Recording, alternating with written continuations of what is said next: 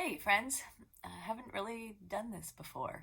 Um, Usually, my Thoughtful Thursdays include a painting and some writing, but because I also really enjoy speaking and teaching, I thought maybe I'll try that on here.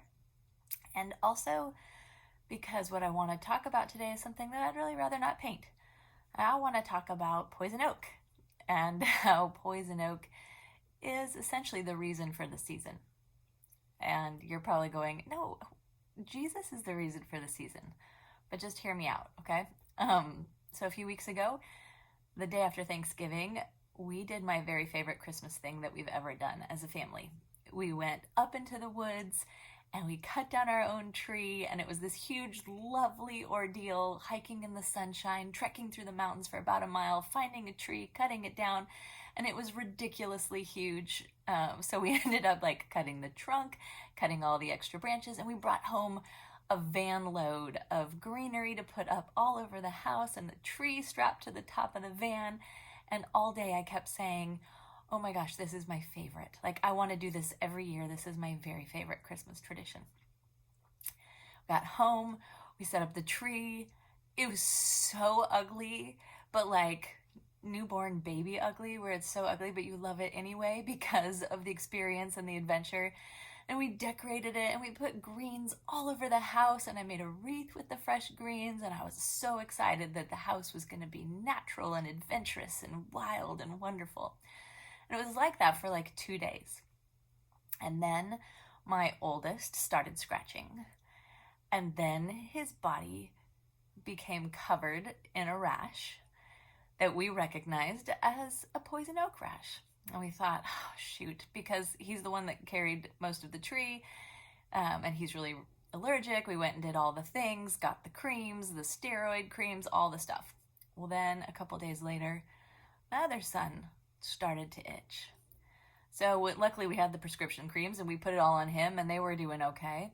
Well, then a few days later, actually like a week and a half later, my daughter broke out in the rash.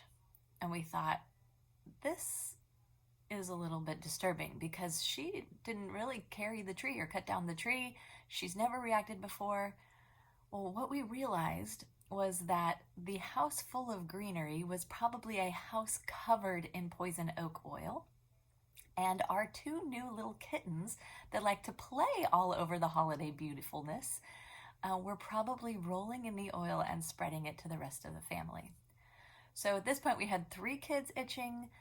Within the next couple of days, there were 6 of the 9 of us who were itching.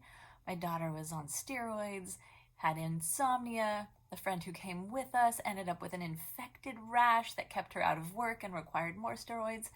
So needless to say that we ended up having to take down the tree, wipe down all of the ornaments and the lights with poison oak oil getter ritter stuff, bathe the kittens. If you've never done that, that is a terrifying experience. They become the spawn of Satan and are stronger than you can even imagine, and their claws become talons, and it's so fun. Took down the tree, the greens, the whole thing. And we sat around the dinner table after the de-Christmasification of the house. And I looked at my kids and I said, poison oak is the reason for the season.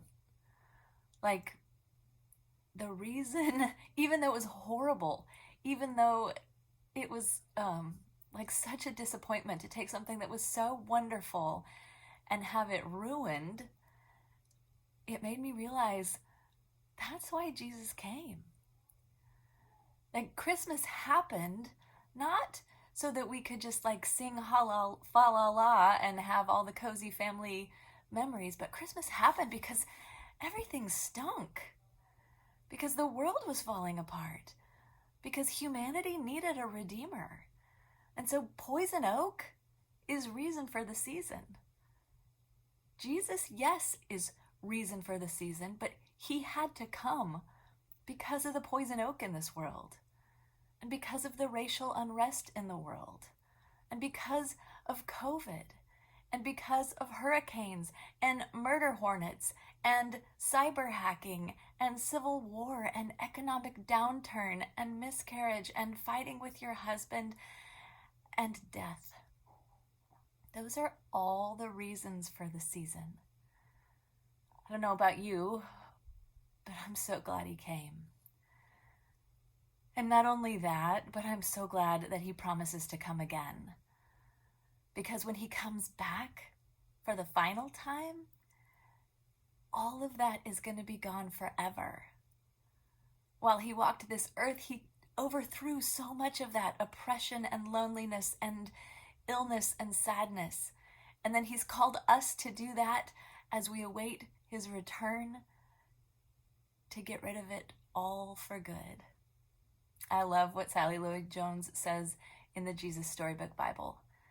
She says, everything sad will become untrue when he comes back.